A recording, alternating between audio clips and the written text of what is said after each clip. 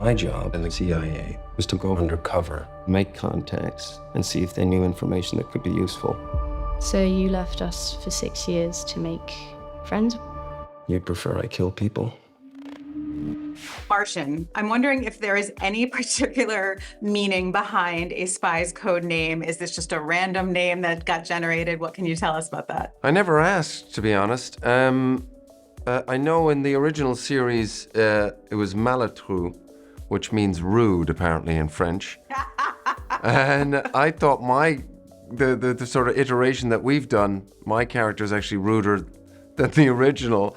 It was actually another journalist that said that a Martian was an interesting name for him because it felt like he was an alien coming back after 6 years to Earth. IA being, the CIA headquarters in London. Yeah. And how he felt, uncomfortable in his skin there and out of place. I always felt like he was definitely an outsider coming back, and what that meant in terms of what's happened to him over the last, 6 years while he's found a love interest. That feeling of love, whatever that is for him, he's willing to sacrifice everything else for that. But yeah, I thought that alien analogy coming to Earth was a good one. It's very good. I mean, I know you've described him as a sociopath or as having sociopathic tendencies. You kind of have to do this work and not get consumed by it, right? Yeah. When do you think he is most his core self? Is there ever a time he is most his core self? It's not like, I would say, a very obvious thing that this person's a sociopath, but I think he can lie indiscriminately. I think the rules don't seem to apply to him, but they apply to everyone else. There's so many things when I had the list in front of me that I could just tick a lot of boxes for him. But I think he's battling with it.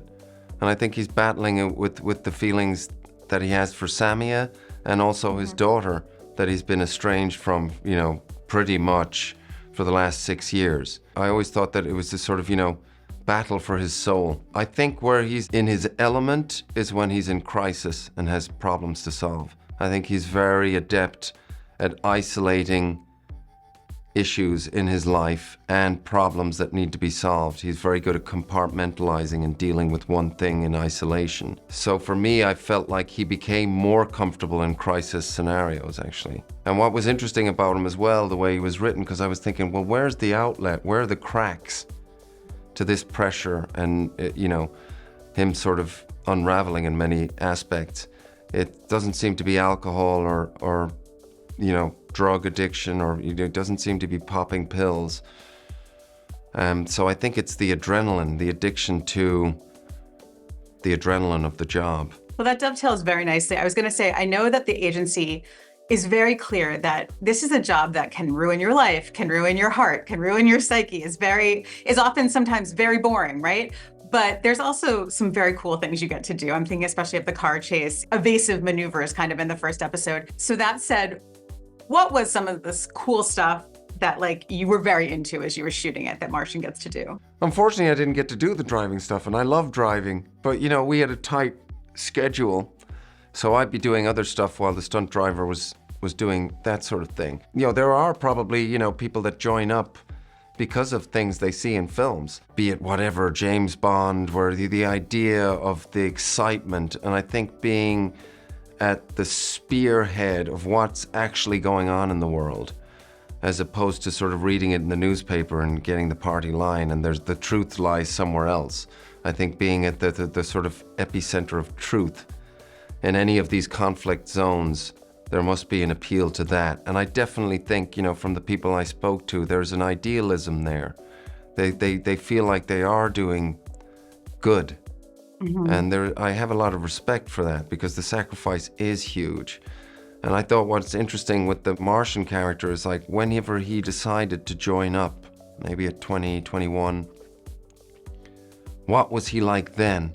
And what's he like now, 20 years later? What has the journey and the road done to him?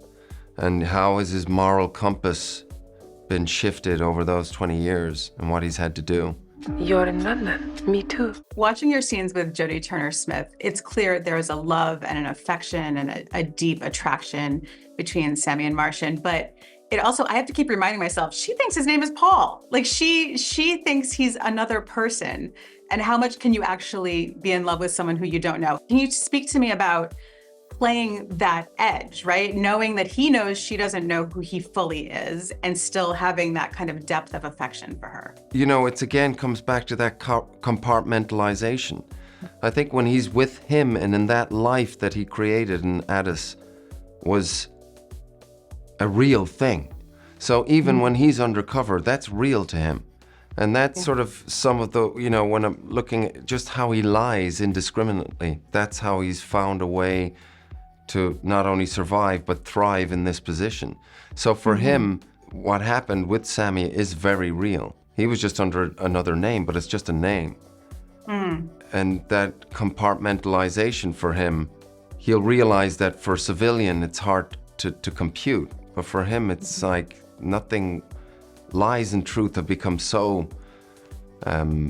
merged that it's blurry. You can't tell the difference with them. And hopefully, as well, with the audience, they don't know when he's lying and when he's telling the truth. Because everything is a lie and a truth.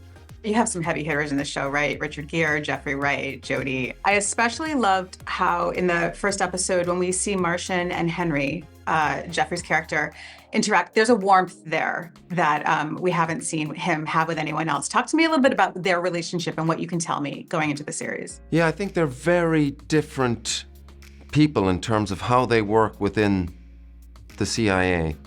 You know, Henry is somebody that believes in the rules, and they're there for a reason. And if you play by the rule book, you'll be protected in every aspect. And if you start bending those rules, then things are going to start falling apart. The machine's going to start to fail.